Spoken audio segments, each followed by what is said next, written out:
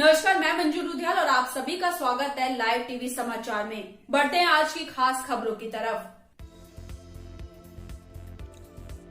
Samajwadi party के सैकड़ों कार्यकर्ताओं ने संपन्न किया भव्य कार्यक्रम। विधानसभा पयागपुर में बूथ स्तरीय कार्यकर्ता सम्मेलन का आयोजन समाजवादी पार्टी मुकेश श्रीवास्तव की ओर से आयोजित किया गया, जिसके मुख्य अतिथि पयागपुर के राजा सर्वेंद्र विक्रम सिंह थे। कार्यक्रम की शुरुआत राष्ट्रगान से समाजवादी ध्वजारोहण से किया गया। अपने संबोधन में मुकेश श्रीवास्तव ने समाजवादी पार्टी के कार्यकाल में किए गए विकास कार्यों को बताया, जिसमें किसानों के लिए गल्ला मंडी, पावर हाउस, मुख्य रूप से तहसील, फायर स्टेशन, नगर पंचायत विद्युतीकरण, पुलिस सेवा, 108 वुमेन पावर शामिल है। उन्होंने भारतीय जनता पार्टी पर जमकर निशाना साधा। उन्होंने कहा कि आज महंगाई चरम सीमा पर है, किसानों को उचित मूल्य नहीं मिल रहा है, समय से खाद नहीं मिल पा रही है, डीजल पेट्रोल इतने महंगे हैं कि किसान की खेती किसानी बहुत महंगी हो रही है। थाना, तहसील, ब्लॉक पर किसानों का कोई दुख दर्द सुनने वाला नहीं। बूथ स्तरीय कार्यक्रम में आए हुए बूथ पदाधिकारियों को चुनाव जीतने के मंत्र बताए। सम्मेलन में कोविड-19 टीकाकरण कार्यकर्ताओं को लगवाने को कहा। उन्होंने कहा कि हर कार्यकर्ता अपने आप को अखिलेश यादव, मुकेश श्रीवास्तव समझे कि हम चुनाव लड़ रहे हैं। उन्होंने कहा कि वह अपने गांव में छूटे हुए वोटरों का नाम बढ़ाएं और वोट पड़ने पर एक घर में वोटरों को लाएं। कोई भी वोटर बिना वोट दिए वंचित ना रह पाए। इस अवसर पर भारतीय जनता पार्टी को छोड़कर सैकड़ों लोगों ने समाजवादी पार्टी की सदस्यता ग्रहण। मालिक राम शर्मा, राम जी उपाध्याय, राजू तिवारी, श्याम जी मिश्रा, कमल निगम, सत्येंद्र सिंह सहित हजारों की संख्या में पार्टी पदाधिकारी गण उपस्थित रहे। लाइव टीवी समाचार के लिए बहराइच से ब्यूरो रिपोर्ट। मैंने 50 बूथ पदाधिकारियों की कमेटी बनाई।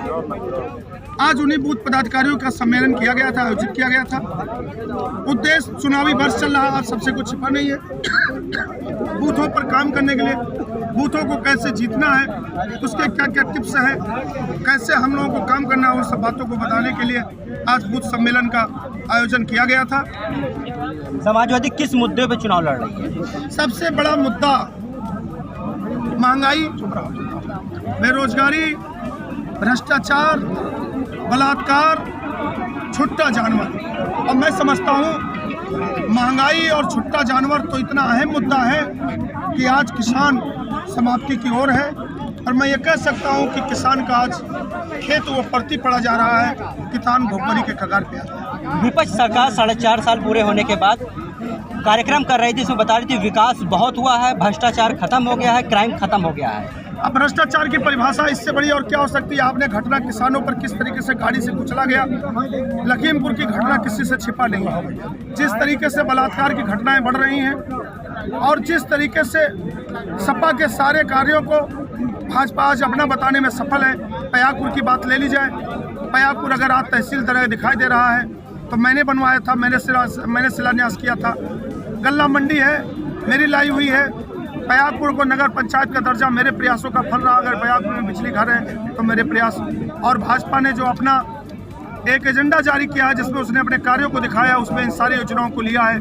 अब इतने बड़े झूठे लोग हैं तो अब आप खुद ही समझ सकते हैं कि ये कितने झूठे हैं। भारतीय जनता पार्टी के प्रोजेंडे में था कि इंटर और हाई स्कूल के बच्चों को लैपटॉप और टैबलेट देना, 5 साल में नहीं दिया। अभी हाल ही में अखिलेश यादव के एक कार्यक्रम में लैपटॉप बांटने के बाद अभी मौजूदा सरकार टैबलेट देने जा रही है बच्चों को। क्या मानते हैं? समय अब खत्म हो चुका है। जो चीज़ वो 4.5 साल, 4.5 साल, 4.5 साल क्यों कहें, 3 महीना बचा है, वो अब नहीं कर पाए। वो इन 3 महीनों में क्या करके दिखाएंगे? ये कुछ नहीं कि केवल चुनावी उनका वो है। जो आदमी वो चुनावी हथकंडा है, अगर चुनाव हथकंडा न होता, जो 4.5 साल, 4.5 साल नहीं काम कर पाए, वो अब 3 महीनों में क्या करके दिखाएंगे? मोदी जी एक बलरामपुर में प्रोग्राम करने जा रहे हैं 11 तारीख को। कई नहरों का मिलान का प्रोजेक्ट है, अभी कंप्लीट भी नहीं हुआ, फिर भी फीता काटने का कार्यक्रम किया रहा है। क्या चुनावी भुनाने का उद्देश्य क्या है? मेरा केवल इतना सा कहना है, भारतीय जनता पार्टी जिन्होंने 5 साल, 4.5 साल कोई कार्य नहीं किया, अब चुनाव आया है तो केवल ये बिना कार्य के फीता काटने का ही काम करेंगे। और इससे अधिक मैं और क्या कह सकता हूँ? इस सरकार का मेन प्रोसेस था कि गड्ढा मुक्त सड़कें, आज गड्ढे में सड़क है। आज गड्ढे में सड़क आप भी चलते हैं, जनता भी चलती है, इस प्रदेश और देश के लोग चलते हैं। फिर भी सरकार बता रही विकास बहुत हुआ। बहुत झूठे लोग हैं, बहुत झूठे लोग हैं, किसी से छिपा नहीं है।